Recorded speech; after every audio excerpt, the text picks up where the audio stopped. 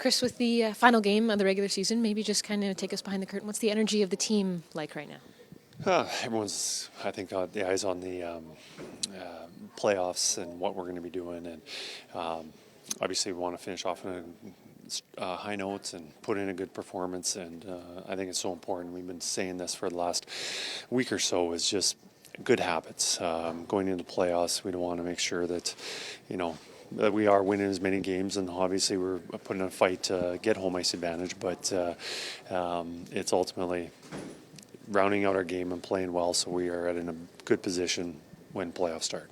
What's the approach that you take as the coach to help that mindset kind of narrow in terms of we still do have this game to play, but we know obviously what's ahead? Talking about things that when we are playing well, what are we doing?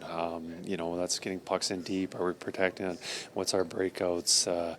Just those habits, and emphasizing those habits, and then good things will happen. So, we're playing a team that's their last game of the season, and they are not making playoffs, but there will be a lot of emotion, and we've had some good games against them this year that, it's not going to be something that we want to take for granted. With the adversity that you guys have been facing over the last month or so, with guys coming in and out of the lineup, what's something that you've learned about this group that you maybe didn't know before?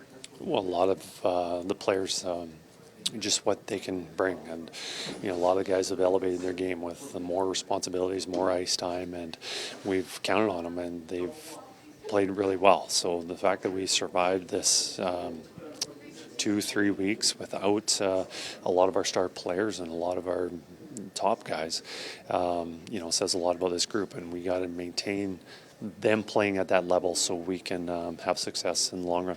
It may be kind of obvious, but for you as a coach, in what ways have you been challenged through this?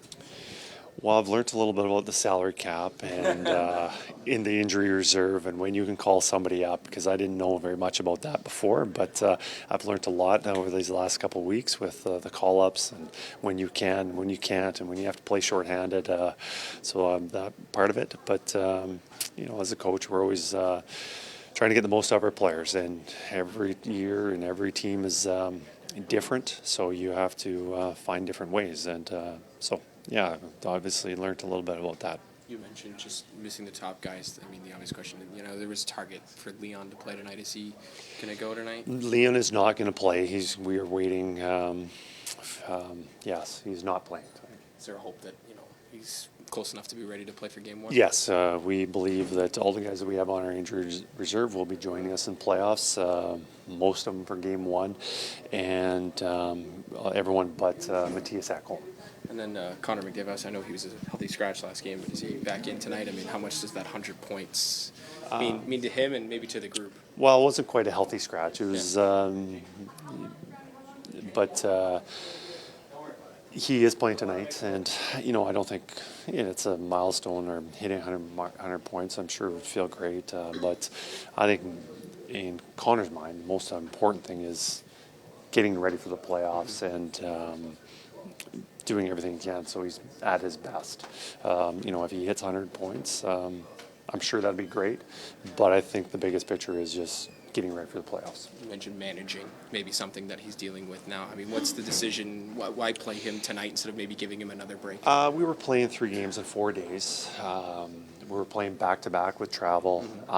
Just a lot more risk at that point. At the end of the season, that we were just being a little more safe. That's all. We didn't play. We've got a little more time off. Last game of the season, we feel that it's much more, we're in a better position that he can play. Kris, can we also expect Connor Carrick to draw in today? Unfortunately, Connor will not be playing. Carrick, just because of the emergency recall, we have to play one short. So we played one short last game, but now we're putting Connor in the lineup. We continue to have to play one short because of the suspension to Darnell. Okay, so will it be 12-5 or 11-6 or 12-5. 12-5?